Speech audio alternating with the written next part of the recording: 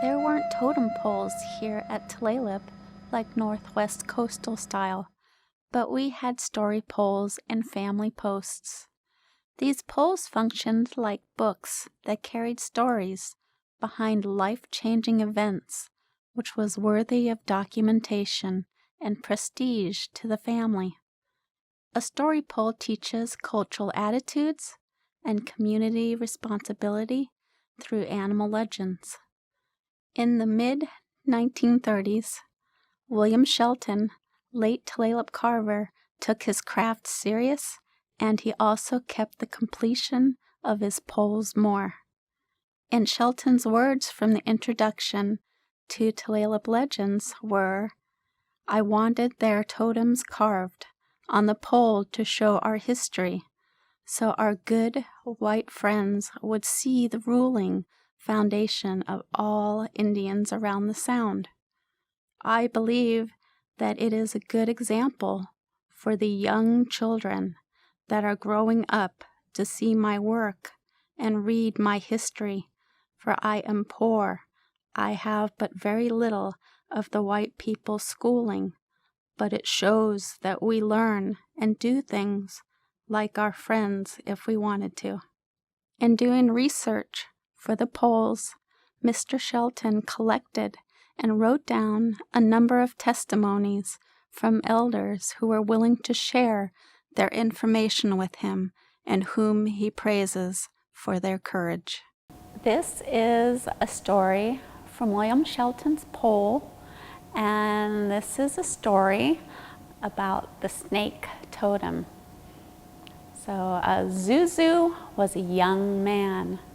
He was pretty young and he was an orphan.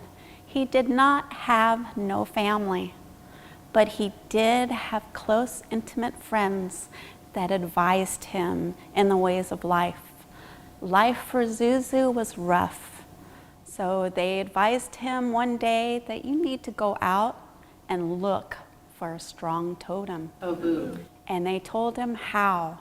So Sdzue went out in the night, in the dark, by himself, and he went to look for a totem. Nothing came upon him. He went back home. Oh, boo. He did this for 3 nights, and nothing had revealed itself. So Sdzue decided he was going to go out further. So he went out to the area of Edmonds and Mukilteo, and he went into the bay, into the cold water, and he did dunks. And he had not eaten. He was fasting for days, not eating nothing. Oh, boo. So, and still nothing was revealing.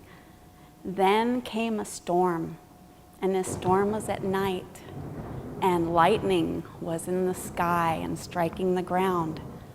Sdzue thought, oh my goodness, what kind of totem could this be?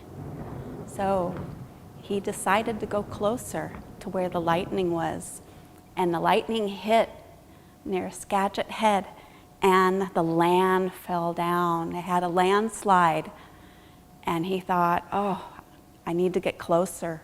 So he went closer to where the land slid, and again he thought, what kind of totem could this be? So, and out of the landslide came a big head of a snake, and a snake spoke to him. "Oh, Indian boy," he said, "I am a great totem." And Sdzue said, "I am looking for a great totem." And the snake told him, "I travel underground," he says. "I can be cut up in many pieces, and I will not die.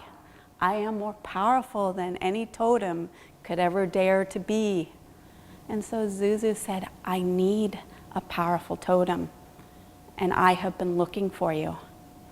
And so the snake said, "I will be your totem, and I will be a part of you always." So and Sdzue returned back home. He had been gone for a long time, and his intimate friends were worried.